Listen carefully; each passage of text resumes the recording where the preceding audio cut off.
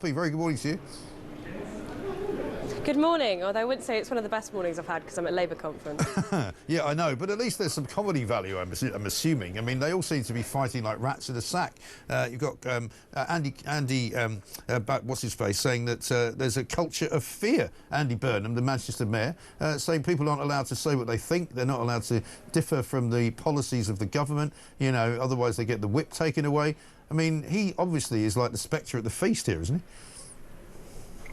Yeah, I mean, as much as I like the idea of Keir Starmer as a kind of Stalinist apparatchik, you know, whipping people down for trying to speak their mind, I think the reality is that Andy Burnham has been very much on manoeuvres. And I've said it before and I'll say it again, you know, this is a government that's been in power for 14 months. But it's acting like the Tories did after 14 years in power. You know, just the degree of kind of acrimonious infighting is almost unbelievable. It's difficult to get behind how much people hate other people within their own party who seem to have policies that are almost indistinguishable from each other. They're all at each other's throats, and I think it's because they know how unpopular they've become in the wider country, and Keir Starmer is a bit of a lightning rod for that frustration. Right. I mean, he does seem to be uniting people behind hatred of him. You know, everybody seems to hate Keir Starmer, no matter what side of the political divide they're on.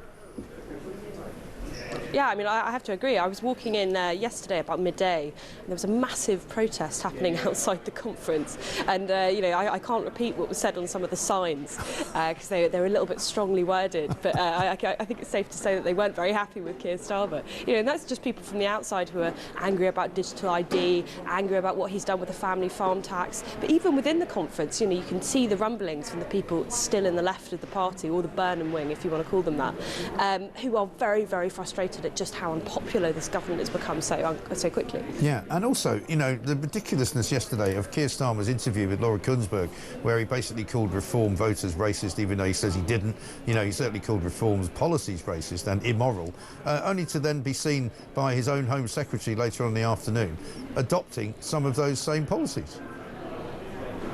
Yeah, I mean, Shabana Mahmood is going to be giving a speech today on immigration, and we're expecting her to basically lift almost in its entirety Reform's ILR plans.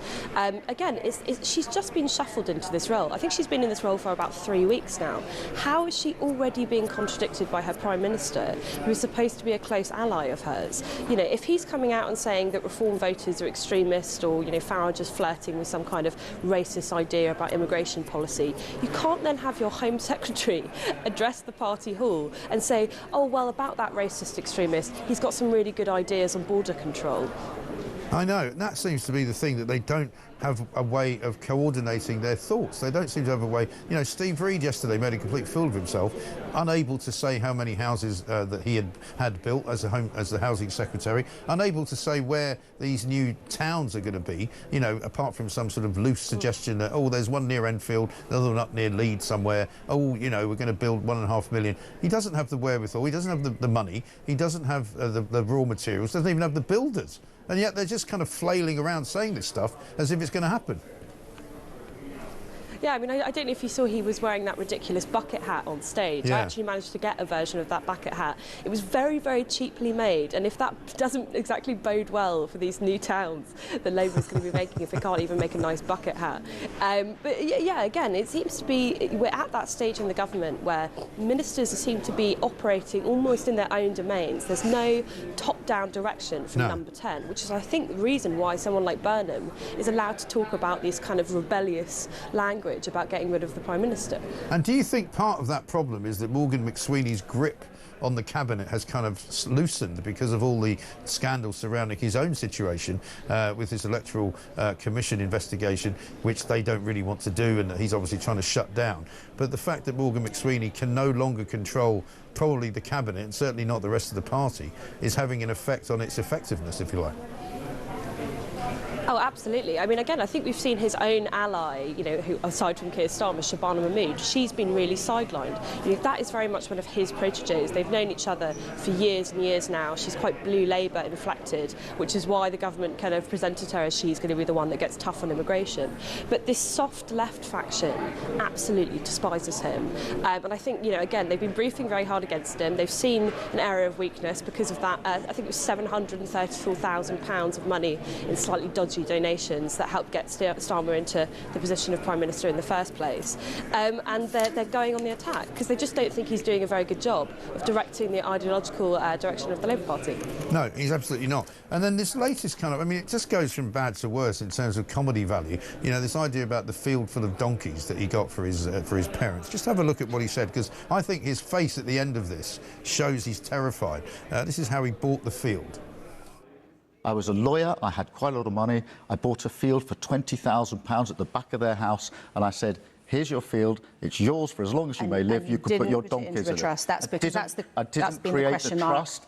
I simply bought a field, and I said to Mum and Dad, this is for you. Okay. It was, and also, by the way, Laura, it was £20,000. We're not looking at a vast estate with great tax. It's a lot of money to many people, and you sold it many years later for more than It is a lot of money, but the idea of setting up some complicated trust for a £20,000 agricultural field, which then housed 4 donkeys for all the time my mum and dad. It was my mum. She was able. They had a little outhouse at the edge of the field, and she was able, in the end, to see the donkeys. And my dad built a little sort of porchway so he could wheel the wheelchair out so she could touch the donkeys. That's what it was for, and I gave it to them. I had enough money at the time because I was a lawyer. It was a gift to my mum and dad. And that's now on the record. You did not put it in trust, and that's not been on the record before, and that is now on the record. And his face when she says that kind of shows you what he's worried about. He says it was a gift to his mum and dad. It wasn't a gift because he didn't declare it as a gift, because if he had, it would have been subject to inheritance tax very possibly later when he made 300,000 quid. He kept it, and it was a loan, which is basically an implied trust. And everybody who knows anything about these things, and I've been speaking to them this morning, have told me that, right? He also then says, you know, that it was something that he wanted to do for his parents because 20,000 wasn't very much money. In 1996, £20,000 was more than the average salary of an average worker in this country. I mean, it must have been a massive field. I can't kind of imagine how many donkeys there must have actually been on this field. 4 seems quite few. Yeah. I mean, this whole story, kind of Starmer's like, you know, he's exasperated, like, why are you even bothering to ask me about this donkey field I bought for my parents? It's classic Labour. It's the same thing that Angela Rayner did. Yeah. You know, if you're going to propose rules for the rest of the country, you better be Mr. Squeaky Clean. Yeah. You would be acting exactly to the letter of the law. What you can't do is when a story does come out that raises questions about your propriety, you know, kind of throw your arms up in the air and go, why are you asking me this question? I just did a nice thing for my parents. Right. You know, that is not a good justification. No, and it gives away the fact that he's been a very wealthy man. Again, nothing wrong with that, but it's a hypocrisy of it, of asking everybody else not to avoid paying tax when he's clearly been avoiding paying tax. Yeah, and also coming after Farage, you know, a couple of weeks ago for him apparently, you know, buying this house in his constituency and trying to raise concerns over that. Again, it's like, don't throw stones if you're living in a glass house. You don't throw stones across your donkey field. And so, yes, of course he's going to be mocked for this. Of course people are going to be asking him questions about this. It is quite a funny story. It's a hilarious story. Just the donkey element alone is worth talking about. Well, this is why we're doing it. We've been playing donkey noises all morning. You know, people are saying to me, you know, what happened to the donkeys when he sold the field? You know, and the fact that he sold it in 2022 and made such a massive profit, you know, he must have sold it for some kind of redevelopment scheme, you would imagine, because you can't get that kind of money from just selling it as arable farming land. And so I think there's a lot more to come out on this one. Yes, exactly. And again, it's just Number 10 is having more stories starting to kind of leak out. I mean, I guess we could have seen the direction of the government from the very beginning with the Lord Alley, you know, cash for dressing scandal at the beginning. You know, they presented themselves as being not like the Tories, there's no sleaze, you know, we're above it all. And lo and behold, they're not. No. And the Sun this morning are calling the whole situation up there a bit of a calamity, which I rather like, because nothing's really going right for them. And while they try to make out that there's this united front, you know, meanwhile, every figure that comes in, you know, Nigel Farage is going to win by a landslide, Keir Starmer, the most unpopular Prime Minister ever, more than half of his own party don't want him to be in charge anymore. I mean, it's an absolute nightmare. It's just such a contrast as well from last year, where, you know, they had just won the election. Yeah. Although there were slight scandals at the time, there was a bit of... People were generally feeling like, look, we've got 4 years left in power, you know, or 5 years actually left in power then. You know, we're going to be able to smooth out these rough edges. Now, again, it just feels like the Liz Truss era of the Conservative Party. Yeah. But everyone's running around pointing the finger, playing the blame game. They know that the public hate them. I mean, there was a poll a couple of days ago that said Keir Starmer is the least popular Prime Minister in the history of this country. I mean, that is really quite an achievement of being in power for 14 months, that you are now the most unpopular Prime Minister in the history of this country. And Rachel Reeves is the most unpopular Chancellor in the history of this country. You know, how they have managed to achieve that, I actually don't know. I know they've been incompetent, but the scale of hatred that is directed towards them on behalf of British people is just unbelievable. Yeah, it's true. But it's their sheer incompetence, I think, that people have become so angered by and disillusioned by, because everything they do has the opposite effects of what they want it to do.